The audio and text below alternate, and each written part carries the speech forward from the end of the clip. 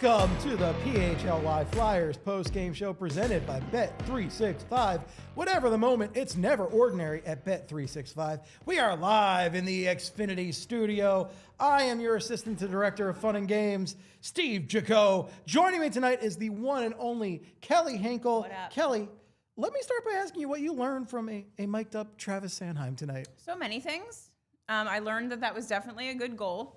He said that several hundred times. Good goal. Good goal. We also learned that he wears Invisalign during games.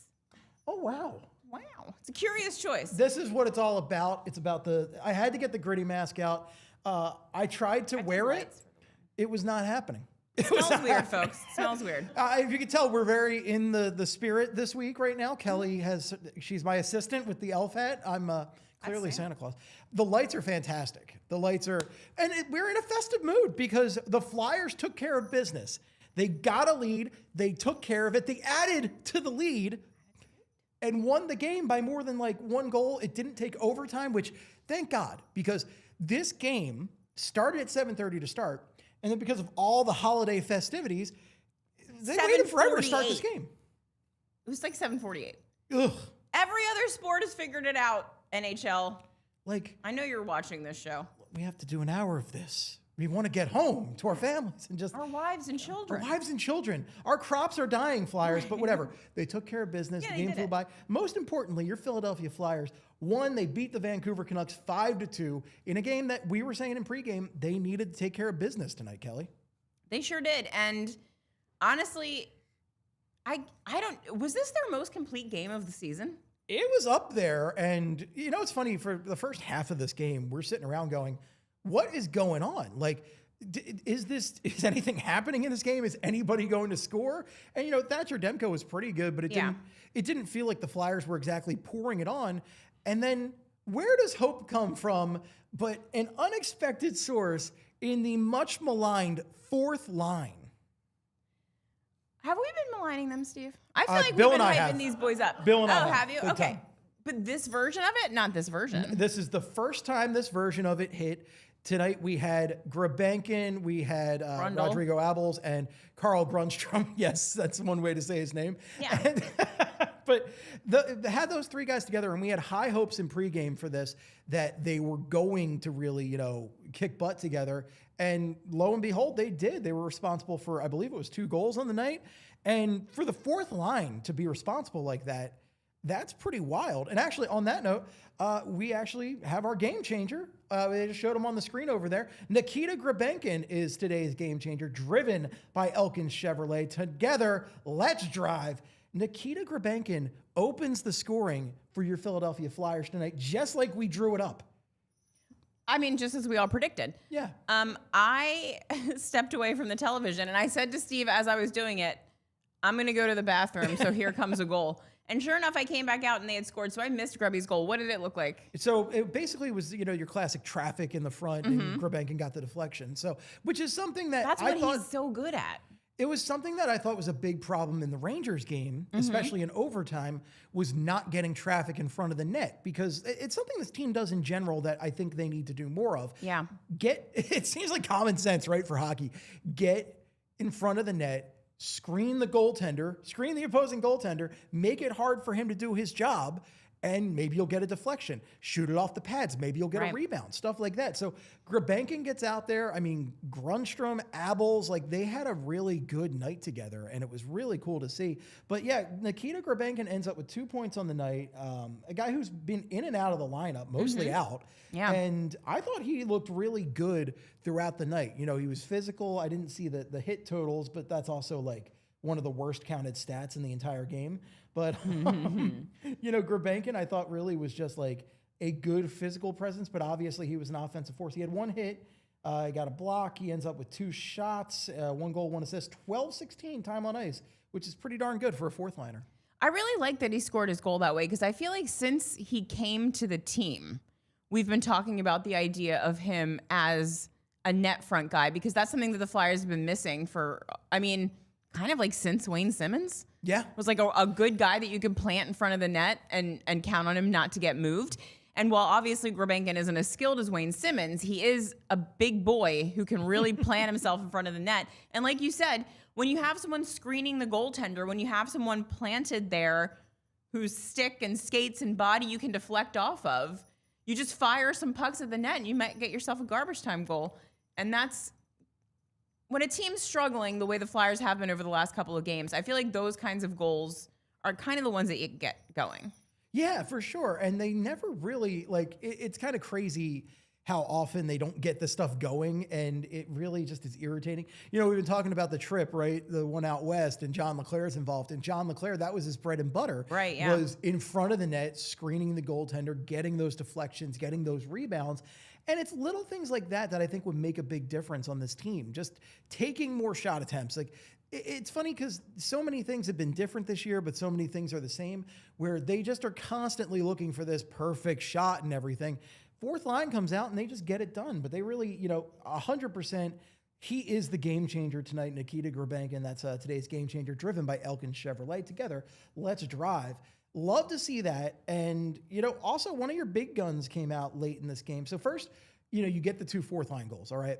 And then Christian Dvorak back in the lineup tonight, which was huge, I think, for this team, having him back in there. You called that in pregame. Yeah, you said it was going to be a big deal that he was back in. Yeah, because I truly believe they win that Rangers game if Dvorak's in there.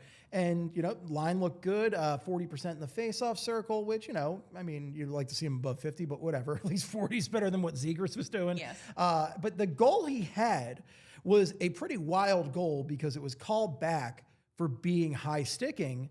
But they looked at it, and that's one of the most perfect little tip-ins I've ever seen. Like, he bats it out of the air almost exactly just under the crossbar, which is, what precision? I know, right? I was kind of thinking the same thing. Like, you might look at that and think it was lucky, but I low-key think he knew exactly what he was doing. Like, he knew not to get his stick up any higher than he got it. Oh, yeah. And he was still able to deflect that goal in. And it was kind of nice because, I don't know, I was sitting there thinking, after the call on the ice, which you can kind of understand at game speed, you might think that that was above the crossbar. Like, I get it. But I was not thinking that they would call that back. Just because I feel like the NHL so rarely calls back. They're very stubborn. Yeah. Yeah. So the NHL's like, nice we gift. called it this way. We want it to be this way. Yeah, they don't like to undermine the authority. No, they do but not. Anyway, yeah, it was a really nice goal. And it was nice to see him get one after being out of the lineup there for a minute. Yeah, and I think they really missed him in that Rangers game. That was a tough loss for this team, especially in a game where they were leading like they were. So I'm glad they were able to get him on the score sheet tonight. Trevor Zegras continues his point streak, which is really awesome. 8 games now, and longest of his career, I believe. Yeah. Yeah. And who had him in the bets? Who's that? Steve Jaco. Yeah, I did. I did. That's right. But I had him for a goal. Oh, you did.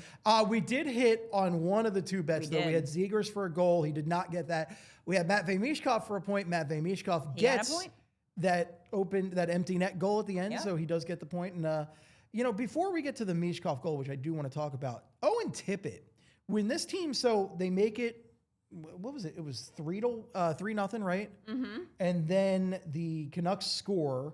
So they get back into it, and then you start to sweat a little bit because the Philadelphia Flyers are addicted to overtime. We need to have an intervention with them when it comes to overtime because I'm done with it. I don't want any more overtime.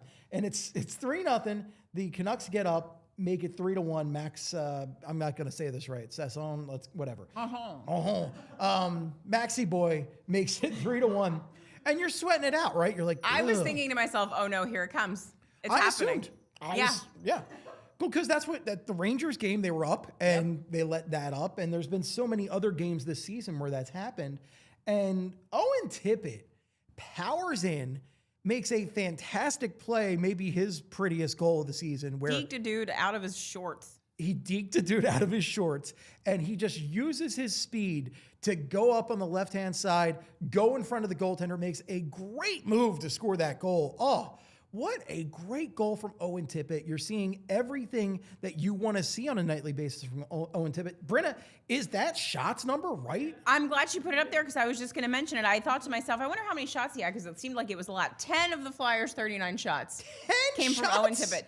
He was on one tonight, and this is one of those games where I look at him person who bought an Owen Tippett jersey like the week after we got him.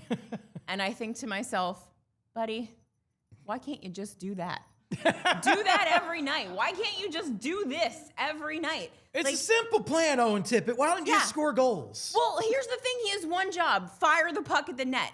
And so often he does not do that. Yeah. And tonight he was flying all over the ice, using his speed, and he was, more importantly, shooting the puck on the net over and over again. And then he gets rewarded with a goal, which is exactly how it works with him. He's a volume shooter. He's got to shoot. Then he gets a goal. Worked for him perfectly tonight. Just do that exactly every game, and we'll all be fine. That's all you got to do, bud. That's all you got to do. And you want to talk about shots. The Flyers got some shots tonight. 39 shots to 25 for the Canucks. I don't know what their high on the season is. 39 has to be up there. It's got to be up there. In a lot of ways, this feels like a direct response to that Rangers game because I think they only mustered 4 or 5 shots in overtime on that game, and we really hammered them for it on post game because it's ridiculous. They had 2 power plays in overtime, and they don't get more than like 4 or 5 shots. Like, it's wild to me. So tonight, I think they were determined. I think this team bounces back really well. I forget what the record that they showed on the broadcast was after losses, but this team bounces back well from losses. They like to brush it off and move on. And just looking at this shot total, they really were determined to beat this Vancouver Canucks team tonight. Yeah, and it really, I mean, the numbers match the eye test, right? Like from start to finish, the Flyers dominated this game.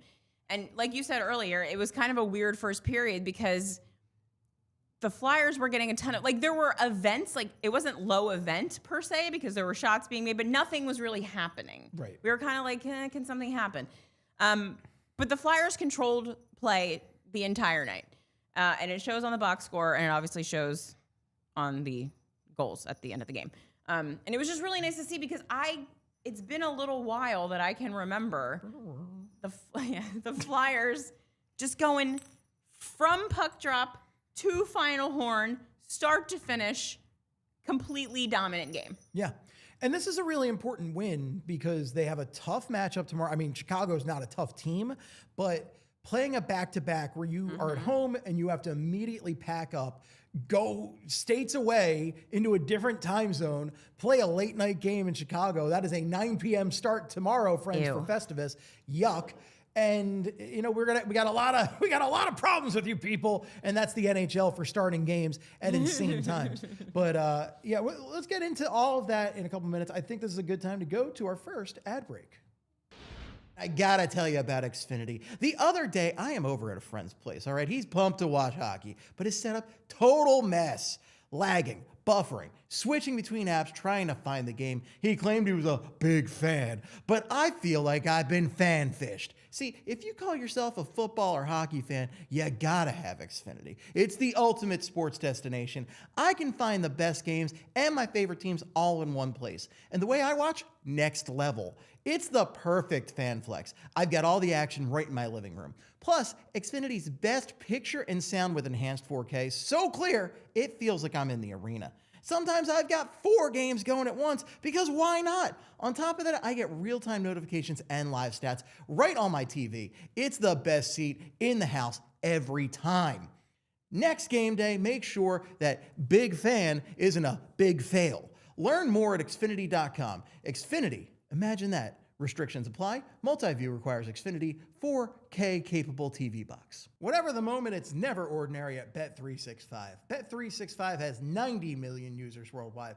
Bet365 live streams 780,000 events each year.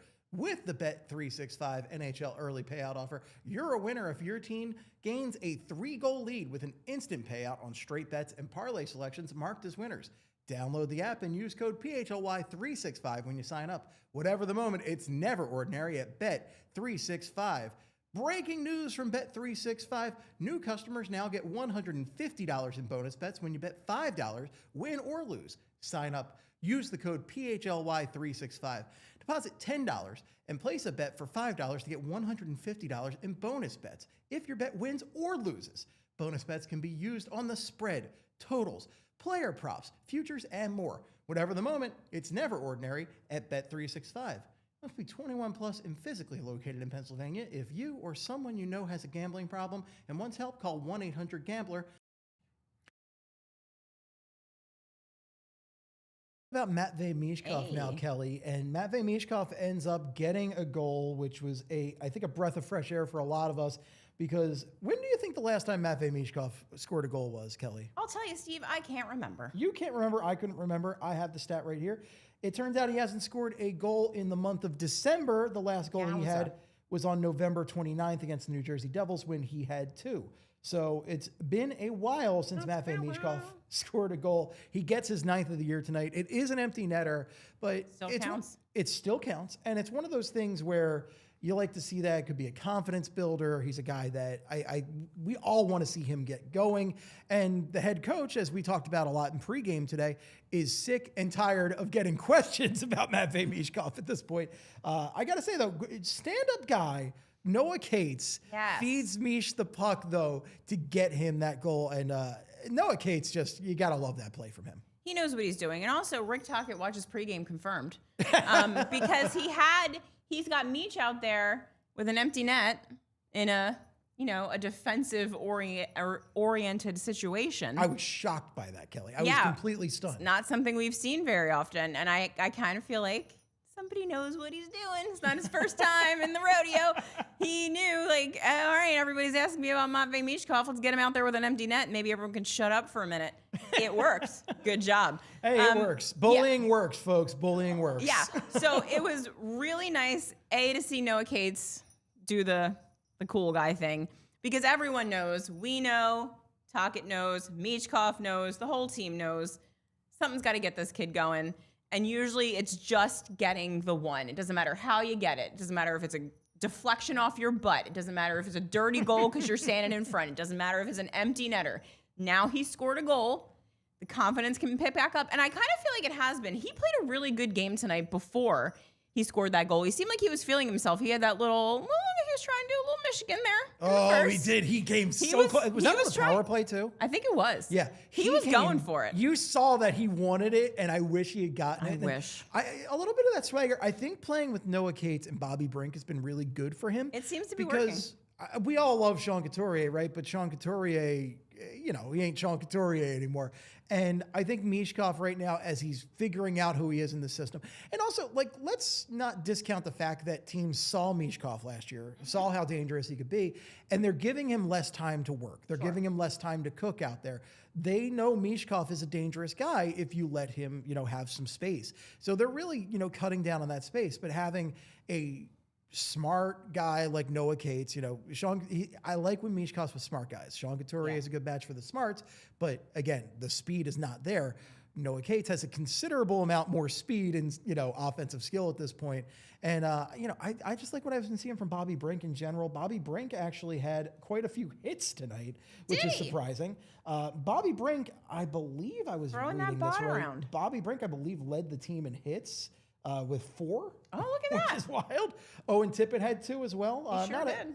Not a ton of hits from the Flyguys tonight. I know all the bullies fandom is going to be very upset about that. But well, here's the thing, fam. When you have the puck, you don't have to do a bunch of hits. Yeah. The hits are to get the puck back.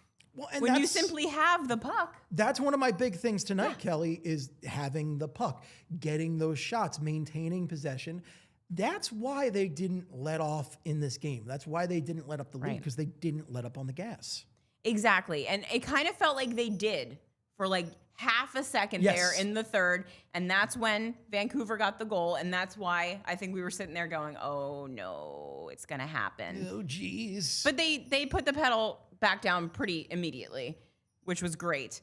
I do really think this whole turtling thing that they're doing we got to cut it out. I don't like it. The turtling thing is terrible. And the big thing was, I'm glad they responded, and I'm glad that it was a guy like Tippett, who, again, one of the most maligned guys on the team by a mile. But there's, Owen Tippett is a talented guy, and that's why he's so frustrating, because we know he has that speed and skill to make it all work. And when he shows that, he's just unbelievable. And that goal, I think, is one of the best Flyers goals of the season by a mile. It was real pretty. And also, it would have been a real darn shame if Owen Tippett hadn't have scored a goal tonight, because he was, like we said, everywhere. It was maybe his best game of the season. It's up there. It's up there. He's had a couple good ones. It was just like I said, it was a perfect Owen Tippett game. He was doing exactly what he needed to do. He was exactly where he needed to be. And I just wish you would do it all the time. And I don't know why he doesn't. I mean, that's one of the great frustrations with Owen Tippett. Just do that. You know what I really like too, while I'm 10 shots a looking game. at the box score right now, is just the distribution of time on ice, because we've been seeing a lot of heavy time on ice for, guys like Trevor Zegras, guys like Christian Dvorak, like 20 plus minutes.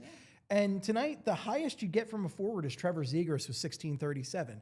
And I think that's really healthy for the team if you actually have four lines that you trust out there to play all night. Having a competent fourth line was such a big game changer for this team tonight.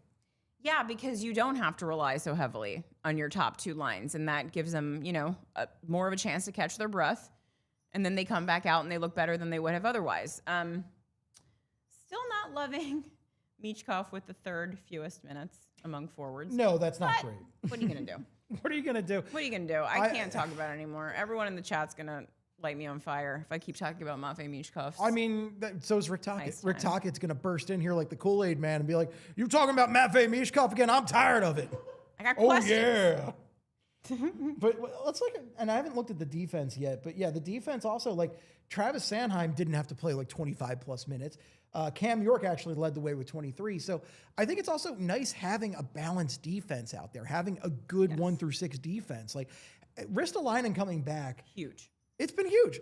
In a way that, you asked me 2 years ago, I would say you're crazy if I think Ristolainen coming back is a big difference maker for this team. But I just think this is a solid 1-6. And it was also really nice to have Dan Vladar back in tonight.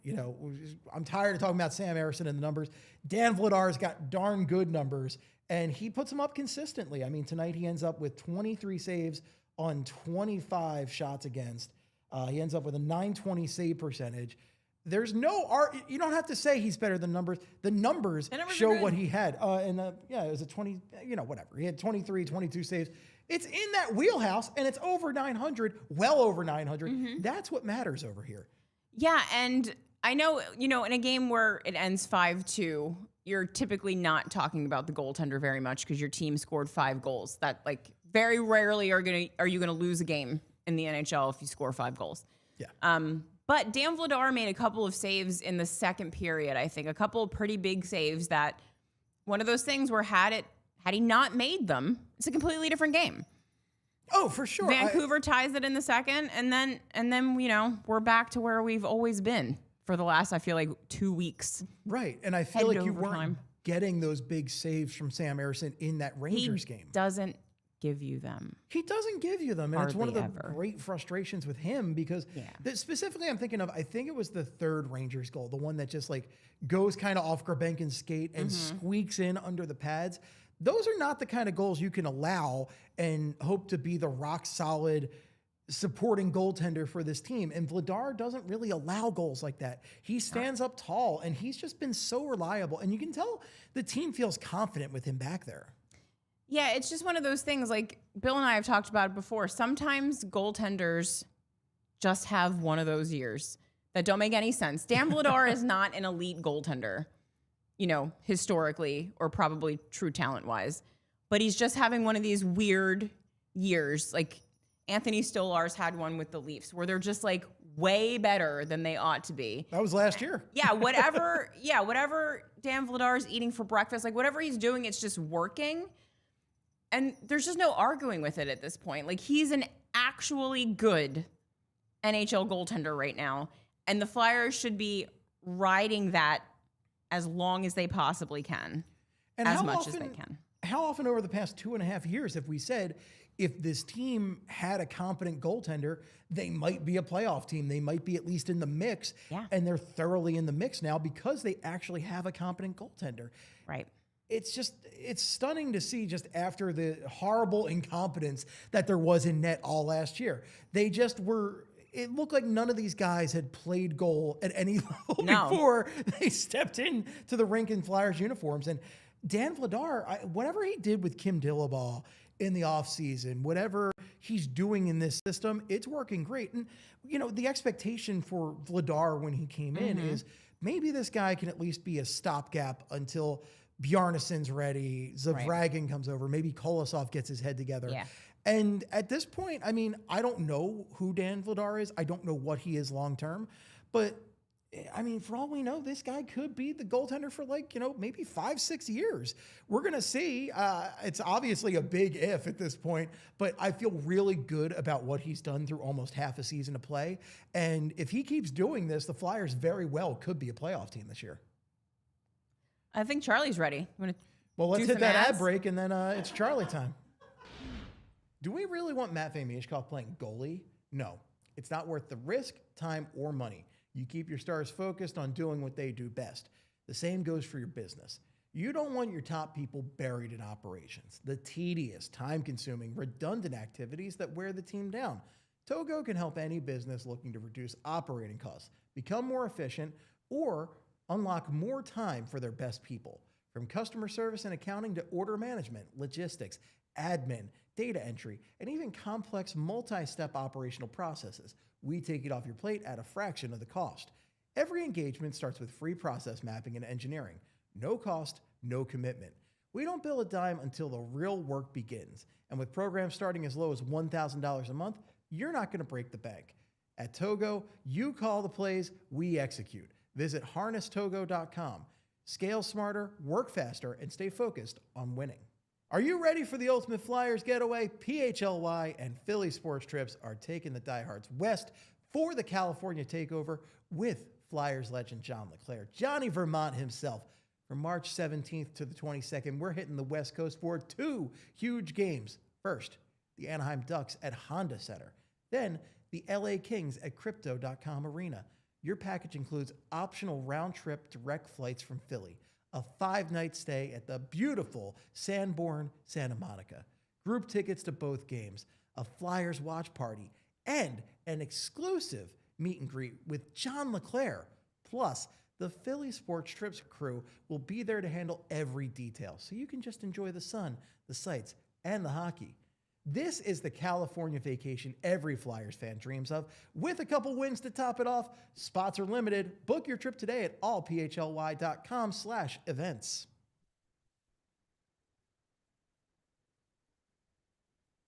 Call-in line, it's Philadelphia's #1 beat reporter, Charlie O'Connor.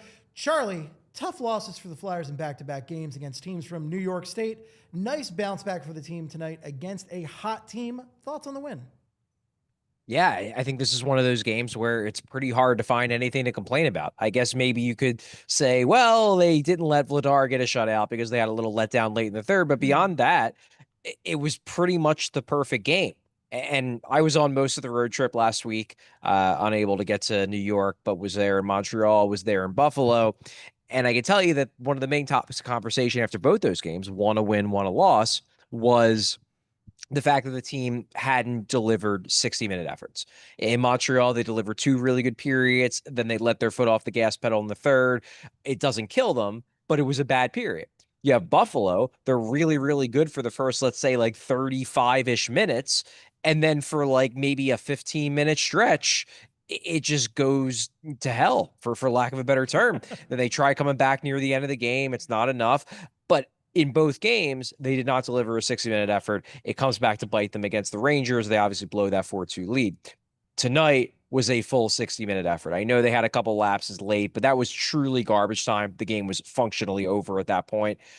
This was a game where, you had all 4 lines working. You had the goaltending working. You had everything that the Flyers want to be. They dominated in the neutral zone. They dominated on the puck possession sheet. They dominated by advanced metrics.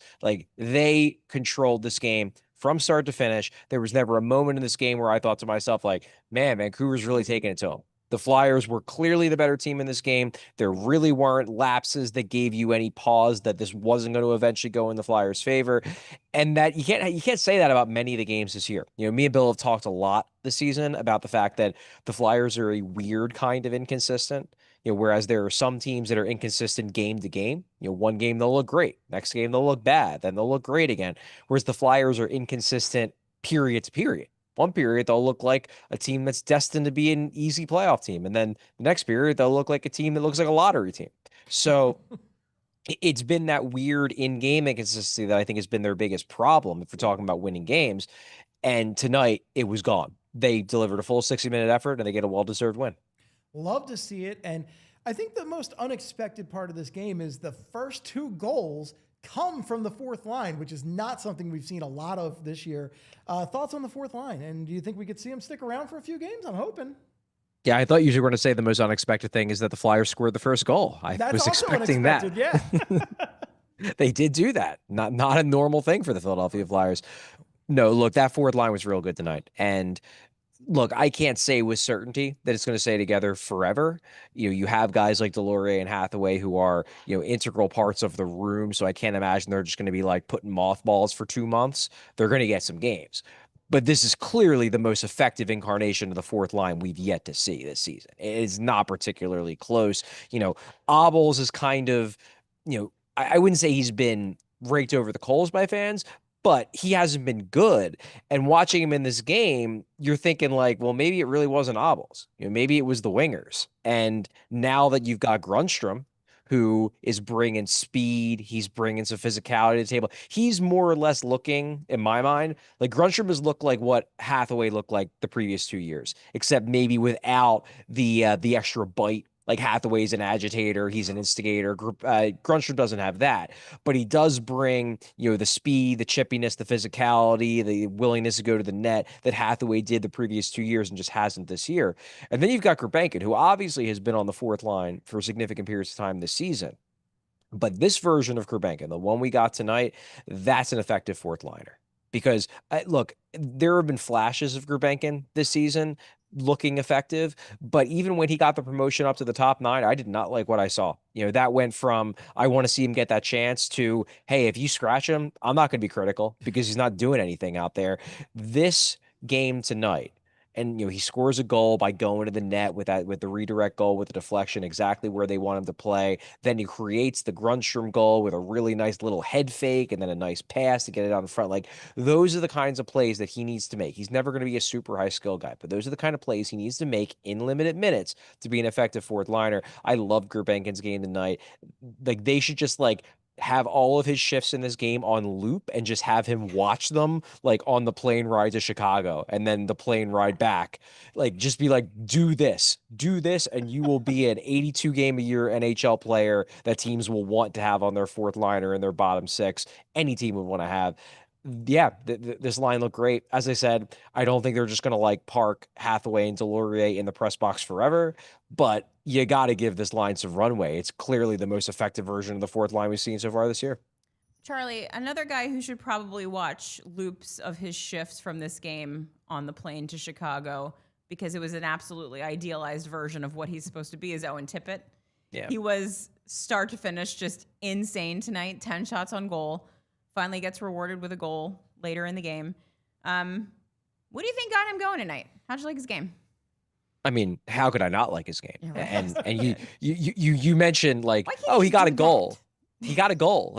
It wasn't just a goal. That was the one where, sick. It's going to lead the highlight reel package at the end of the season, which yes. Tippett often finds ways to do. Look, if Owen Tippett could do that every night, he'd be one of the top 10 players in hockey. Okay. So I don't think the right question here is, why doesn't he do that every night? If he did that every night, he would be amazing. He's not amazing. He's an inconsistent guy. So I think not do that. This is the tough part about the Owen Tippett conversation is that, I think we need as a collective, media covering the team, fan base, watching and rooting for the team, just disabuse ourselves of the notion that there's going to be a day where Owen Tippett just flips a switch and is this guy every single game. Because I think that's where a lot of the frustration about Owen Tippett comes from is that you see it. It goes back to the frustration with early career James Van Riemsdyk, where, once you saw him have games where he was just dominant, then it became, why don't you do it every night? I just don't think Owen Tippett's ever going to be a guy who can do this every night. I don't think he's wired that way for whatever reason. But again, the cool thing about having a guy like Owen Tippett is that there will be, 6, 7, 8, 9, 10 times a year. Hopefully it goes further up as he gets older, as he hopefully gains some maturity in his game, gains more maturity, that he just like is so good that he's going to win you a game. And if that's a guy who's on your first line, that's disappointing. But if that's a guy who's getting paid a little bit more than $6 million a year and he's on your second or third line, like I'm fine with that. And I think that's the disconnect I have with Tippett's biggest critics is that, like, given the amount that the cap is going up and given the fact that they are going to have players, like zegras, like Michkov, like Martone, who presumably will be above him on the long-term depth chart, I'm fine with him being like the wild card who, once every playoff series is just going to win you a game because he just has that skill. I'm fine with that because I don't think his cap hit is so onerous that like it's going to kill you for him to just be the enigmatic, 55, 25 goal, 55 point a year player who plays in your middle six and does this once every 3 weeks. Goal scorers are streaky. They absolutely are. People be saying. They do say that. And, on that end, Matvei Michkov gets his first goal in the month of December. Nice empty netter from Noah Cates with the assist. And Michkov was kind of yet again, kind of the main story today, much to Rick Tocchet's chagrin. Had some, comments about him earlier today. Thoughts on Tocchet's, Michkov comments, and Michkov getting a goal tonight? Well, I mean, one thing I do want to make clear, and I'm planning to write an article on this tomorrow. It's hard. It's hard on when something like this happens on game day because I just don't have the time. Like, there's only so many hours in a day. I can't pump out a column mid game when I'm preparing for the actual, or midday when I'm preparing for the actual game. That's why we need a clone of you, Charlie. Yeah. Well, yeah, that'd be great. But. And we're just getting darker and darker up here. Sorry, guys. They're turning off all the lights in the press box for some reason. I don't know. Real low, Charlie O'Connor. But going back to Michkov, like it should be said that like everything that Tocchet said about Michkov today was complimentary. Like, he wasn't ripping on Michkov. He was basically ripping on us, the media, for asking too many questions about Michkov because it seems like he's sick of answering questions about like why Michkov is getting ice time, isn't getting the kind of ice time that people want him to get. And like my view of it is I'm sympathetic to his frustration because I'm sick of it. I'm sick of hearing it from people on Twitter too. But the difference between me and Tocchet is that it's my job to listen to the fans. It's not his job to listen to the fans. It is his job to take questions from us. But like, I don't know why he's getting so frustrated about this when like, if he's listening to the fans, just stop listening to the fans. Like if you're convinced that what you're doing is the right thing for the team and for Michkov, like say to yourself, who cares what the fans think? I'm right, and I'm gonna go to bat for what I think is right for the team. Like I don't know if he's like paying attention to what's being said on social media, but if he is, he should really stop. Because it's not doing him any favors to like go down the rabbit hole of like reading about how angry everyone is at him for the Michkov situation. Like, if you think that what you're doing with him, again, from a team perspective and from a player perspective, is the right thing to do, then keep doing it. Like, have the courage, your convictions, and keep it up. And who cares what the people on social media think? That shouldn't be your problem, as long as you're not worried that like you're going to get fired over it. And given the fact that like he's in year one and the team is objectively doing better than expected, I don't think he has to worry about getting fired anytime soon. So like, to me, the whole thing came off as like Rick, why do you care? Like, if you think that what you're doing is right, then just keep doing it and say, screw all you guys, I'm right. Nailed it, Charlie. One more before we get you kicked out of the building or locked into the building. I don't want that to happen for you. We haven't got to talk about Denver Barkey yet. He has 2 NHL games under his belt. And what do you think about the kid so far? Very impressed. I only was able to watch like bits and pieces of Saturday's game. Obviously watched the replays of the goals. I got the 2 assists. I thought tonight he was very impressive, more on the subtleties of his game as opposed to obviously getting points. He didn't score any points, but I just really liked his compete level, really liked his battle, that he was strong along the boards. He was strong on the forecheck. He's got a lot of juice. There's a lot of juice to his game. There's a lot of energy. And the big concern with Barkey as he moved up the ladder was, well, yeah, he can do this against OHLers or he can do this against junior guys. But can he play this way and still be successful when he gets to the AHL? Can he play this way and still be successful when he gets to the NHL? And early returns are that he can. Like he can still play the style that made him effective at lower levels, even against the best players in the world at the NHL level. Like that was the whole, and obviously two totally different players, two totally different positions. But that was the whole thing with Gossespierre was that Gossespierre was dominant at Union, but the idea was like, well, he was never viewed as a top prospect because the assumption from all the prospect watchers was, well, he won't be able to do all that at the NHL level. And then he got here and it's like, wait a minute, he can still do all that at the NHL level. Oh man, they might have a star. And I'm not saying that Barkey is going to be rookie year Gossespierre by any means, but he's still playing with the same tenacity, with the same bite, with the same physicality, with the same energy that he did in the OHL, that he did in the AHL. And like, it's still working. He's still winning battles. He's still creating chances. And that's really exciting. Now, obviously, we're only 2 games in. Maybe he's running on adrenaline. Maybe he'll die down over the next few weeks. That's possible. But so far, early returns are really positive that like Denver Barkey just might have enough dog in him that he can just keep doing this at any level. Yes, absolutely. I thought he looked right at home with Couturier and Tippett on that line. And I thought he was actually a really welcome addition to that line. All right, Charlie, let's get those 3 stars. Charlie O'Connor's 3 stars of the game. Charlie, who is star number 3? Star number 3, I'm going to go with Dan Vladar. I thought Vladar, I know he gives up those 2 goals at the end of the game. Probably his end of game numbers don't look amazing because they didn't take a ton of shots. I don't think they'll look bad, but it's not, oh my God. 917 or 920 save percentage. Yeah. So yeah. Okay. So better than I thought. But I think back to the second period. So the game's still 0-0. Nobody scored. Flyers have dominated, but they haven't yet lit the lamp.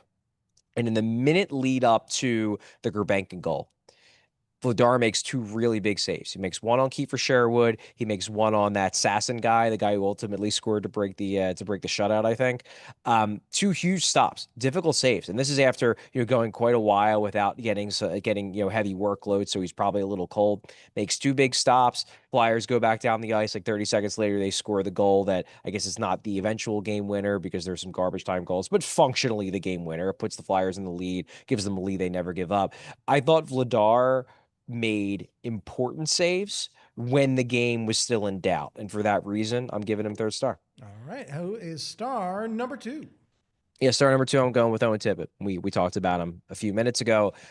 Just dominant from the jump, 10 shots on goal. He was flying out there, and then he pulls off. It was one of those plays where I feel bad for Tom Willander because he got scorched so badly on that play, and he's going to have to rewatch that so many times because it's going to be on promos, it's going to be on highlight packages, and he's just going to have to watch himself just getting scorched to the point where he fell over his own 2 feet because it was that bad. I feel bad for the kid because that's not going away anytime soon. I hope he has the mental fortitude to shake it off. But from an Owen Tippett perspective, oh man, he was fun to watch tonight. 2nd star of the game. Awesome game. 10 shots on goal. Unbelievable. All right. Who is star number 1? Star number 1, I am going to go with Nikita Grebenkin, who I thought, was the best player on the Flyers' best line. And that's not saying anything negative about Abols and Grundstrom. I thought they both had strong games, but Grebenkin scores that goal to finally get the Flyers on the score sheet. And then he's the primary reason why they get that 2nd goal with that really good move down the boards, does that little head fake to gain space. And he's going around Philip Roenick, who I think is an overrated defenseman, but at the very least is a quality top 4 defenseman, even without being attached at the hip to Quinn Hughes like he used to be, which is I think the only reason why he was viewed as a top pair defenseman. Not actually that good, but he's not bad. And Nikita Grebenkin made him look bad on that play. And then he sends a pass, I think it was actually right through our old pal Zeev Buyam to create that goal. Really good all-around game from Grebenkin. That's what they need from him if he wants to stick on this team and stick in the NHL long-term. He's still a young guy, so hopefully it's just a matter of finding a way to replicate that more and more often. But I loved what I saw from Grebenkin tonight. He was the driver on the team's best line. Nikita Grebenkin, 1st star. Absolutely love to see it. Thanks so much, Charlie. We will talk to you tomorrow for the Chicago game. All right. Sounds good, guys. Bye, Chuck. All right. That is Philadelphia's #1 beat writer, Charlie O'Connor. Let's hit our last ad break. The World Cup is coming back to Philadelphia, and we are pumped about it. One of the biggest sporting events in the world right here in the city of brotherly love. Now, there were some games a few months back, and it was really hard to get tickets. I wanted to go, and I couldn't figure it out. But that's why the Game Time app is such a lifesaver. It gives the advantage back to fans with tickets to all of the matchups that you care about. Track price drops in real time, get alerts when seats open up, and grab tickets the moment that they hit the app, all backed up by the Game Time guarantee. And fees are included. Know your total upfront with no surprise fees at checkout. Nobody likes surprise fees. They are horrible. Take the guesswork out of buying soccer tickets with Game Time. Download the Game Time app, create an account, and use code PHLY for $20 off your first purchase. Terms apply. Again, create an account and redeem code PHLY for $20 off. Swipe, tap, ticket, go. Download the Game Time app today. We all know that feeling. You walk into a jewelry store trying to pick something out for your partner, and suddenly you're in over your head. You're thinking, what's the difference between all these diamonds, and what if they don't like it? Yeah, it can be stressful. That's why working with Joe and Michelle at Bucci's Jewelry and Design has been such a game changer. These guys make the whole process seamless. From the minute you walk in, they treat you like family. They actually listen, help you figure out what they'll love, and then their team designs something completely custom right there in-house. No pressure, no pushy sales vibe, just good people who love what they do, and the end result, something you're proud to give and something they'll never forget. So next time you need the perfect piece, go see Joe and Michelle at Bucci's Jewelry and Design. 30 plus years in the game, voted Philly's #1 jeweler year after year. Over 1,000 five-star reviews speaks for itself.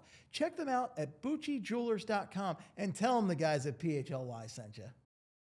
All right, we are back, and we are going to talk about our unsung hero presented by Togo, the leader in operations outsourcing. Let Togo handle the work that gets in the way of your work. You call the plays, we execute.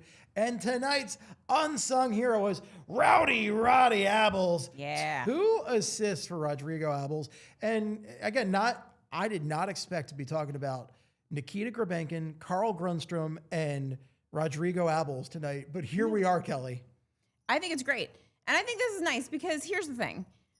When both of your line mates get goals, even if you've got assists on those goals, no one's going to be talking about you. No. We're giving Roddy a little flowers. And he's a guy that we've talked some trash on this year. He's been a solid fourth liner. Yeah, and I mean, he's kind of as good as who he's playing with. So when Garnet Hathaway is just a shell of his former self, and we love you, Gary Haths, as I like to call him on Flape. When he's a shell of himself, that's not helping anything. And Nick Delory is who he is at this point. Yeah. And Grebenkin, if Grebenkin played like this all year, I don't think he would have been scratched. Grebenkin was fantastic tonight, but you know what? Rodrigo Abols is the center on that line. He's making things happen. He gets 2 assists. Really nice. We're going to sing his praises when we get the chance. And I think we've sung a lot of Carl Grundstrom's praises. He's been fantastic. But we haven't really talked about Abols at all. So he is tonight's unsung hero presented by Togo. All right, folks, we are almost done. We are going to talk about the sweet takeover real quick, and then we're going to take your super chats. All right. You want to join Charlie, Bill, and the PHLY Flyers diehards for the return of Cutter Gauthier, boo, boo, to Xfinity Mobile Arena as the Flyers take on the Anaheim Ducks. The takeover includes game ticket and Suite 32. The Flyers attack twice at Xfinity Mobile Arena. Complimentary food and drinks all night. Immaculate vibes with the PHLY Flyers crew. Diehards get a 20% discount. Oh, baby. Link is in the bio to sign up. So January 6th against the Anaheim Ducks. Be there or be square, as the kids like to say. They don't say that anymore. All right, let's take those super chats. Let's go. Let's go. All right. Gag Obi-Wan line. Yes. Gag line for the win. Gag me. Gag me. Oh, my. All right, gag line. There we go. Simone Gagne approved right there. All right, we got JH. JH, 5 goals, 40 shots. Holy what? Holy Figs. Whirl wagon. Let's fake and go. Very generic Kelly, I mean, Kelly Kelly's doesn't good luck. Flyers Kelly's lose just the best. all Come the on. time. Kelly's always the best. Come on. Yeah, always. Come on. I think so. What we got next? What we got? Who's up? All right. Let's Oh, it's Richard Park. Oh, Rams Richard legend, Park. We love Richard Yeah. Park. My man Grebs, number 29. Yeah. Grebby, man. What a great game for him tonight. I love what we saw from Grebby. I'm going to keep making my Grebby out of control reference that no one gets, and that's fine. You'll have to explain It's that. a Pearl one, Jam yeah. deep cut. Oh, okay. I should know that. I'm wearing a Pearl I know. Jam shirt. All right, what do we got next? All right, we got Obi-Wan again.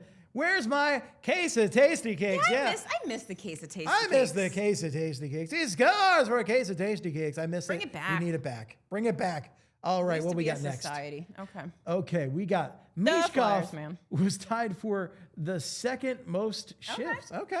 He had himself a game. Yeah. No getting around it. No, and I think he's playing well on that line. I think keep him on that line for now, It's and working. I like what's happening. Yeah. Yeah. Thank you, DA Flyers, man. Duh, Flyers, man. All right, we got JH again.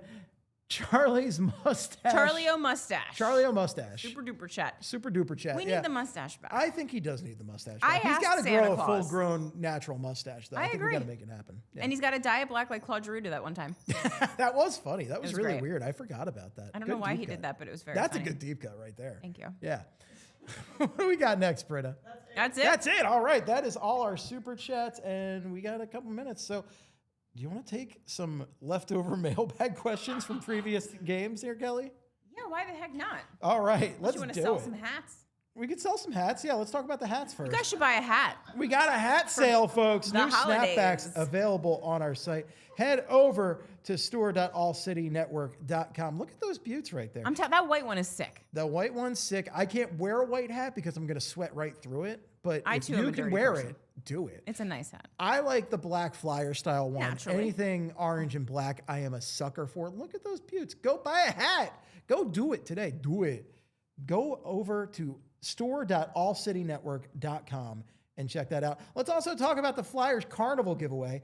Ooh. The Flyers Carnival has been a highlight for the Flyers organization for over 4 decades, and PHLY has participated every year since our inception, hosting a live show on the concourse and participating in fundraising efforts by entering our hosts in the dunk tank. But we're stepping up our game in 2026. We're giving away 10 general admission tickets to the Carnival to get members of the PHLY family into the Xfinity Mobile Arena for the festivities. But that's not all. We've got 2 grand prize tickets complete with sign and snap opportunities, one with Travis Sanheim and one with Cam York. Yeah, this ain't just, guy number 28 on the roster, okay? This isn't just like some schlub. This is a guy with an A on his sweater. This is the entire top pair. We're not talking Mark Donk here. No, there's no Mark Donks to be found here. Okay, this is Sanheim and York. And all right. you want to be there to dunk Charlie O'Connor in the dunk tank. Oh, yeah, and Bill Matz. Dude, I mean, we love Bill, but, you love to see him go down in a dunk tank, too. It's pretty fun. It is pretty fun. Yeah. Last year, his wife dunked him. It was great. Oh, yeah. You want to be Is there. that why I had to go home? Yeah, Ava dunked him. It was perfect. Yeah, I still remember getting those texts from you because I slept in that day. Oh, it and you're wasn't like, last year. It was the year before last Yeah. year he had to leave. Yeah. That's right. Okay. Because last year, I got texts from Kelly. It was like way late in the day, too. I slept in way too late. And it was like, Steve, can you come to the carnival and fill in? And I'm like, oh, I just woke up and it's like the afternoon. So, What are you going to do? kidless life, folks. Kidless life. So the Flyers Carnival is a great cause. It is definitely something. Go check out the link in the bio to sign up. But it's like so fun. So fun. I mean, we've been talking about it since it was the Flyers Wives Fight for Lives Carnival, which is still call it that. a fantastic name. Yeah. But I mean, the Flyers Carnival rocks. So go check that out. Let's look at these leftover mailbag questions and call it a night right here. All right. First, we have Ed Helsinki, who said, what should Santa bring to the Flyers? Oh, I like that Bill's head is still up there, too. Yeah, why not? I'm here. I love it. No, it was a Bill and me episode, so that Yeah, makes yeah, sense. it makes sense. I mean, What should Santa obviously, bring? I think consistency would be great. That would be nice. I think also maybe some like peace, love, and understanding between Matvei Michkov and Rick Tocchet. And again, What's the oh, is Elvis got Costello you. here? That got was you. beautiful. I know. It was beautiful. I loved it. I get your reference. But no, like, thank you. You're the only one. Anyway, it's weird because like they don't like seem to actually have a fraught relationship, but they clearly are not on the same page in some way per that Yeah. ice time and usage. I don't know. I think you should bring them Squishmallows. Ooh, that's good. I got them for my nieces. They're very squishy. And I'm sure the Flyers and your nieces have the same exact sensibilities. here. Same number of brain cells. Ethan Freeman asked, based off the tendencies of this year's version of the Flyers, which in-game scenario gives you the most confidence they will walk away with the win? Oh, boy. Very relevant tonight. Yeah, really. 1, end first period with 2-goal lead. Nope. 2, end first period down by 2 goals. 3, end second period down a goal. 4, end second period up a goal. I think 3.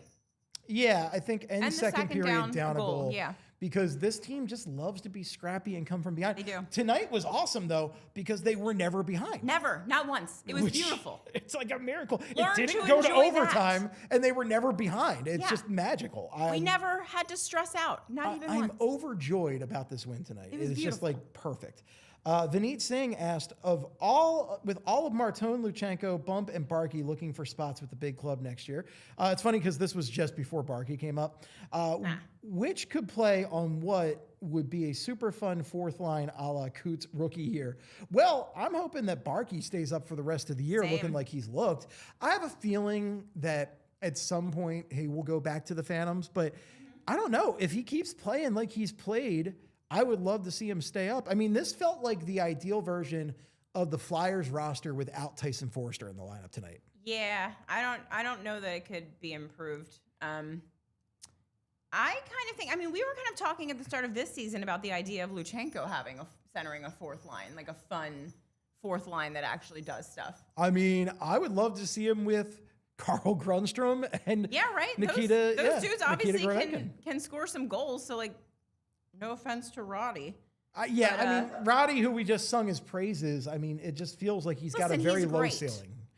Whereas Luchenko, I mean, he's got We that need him to speed. be a dude, so we got to get him up Need here. him to be a dude. Wow. He's got that speed, and also Luchenko. I feel like I don't know the exact numbers, and I don't watch all the highlights because it's really hard to keep up with people in juniors.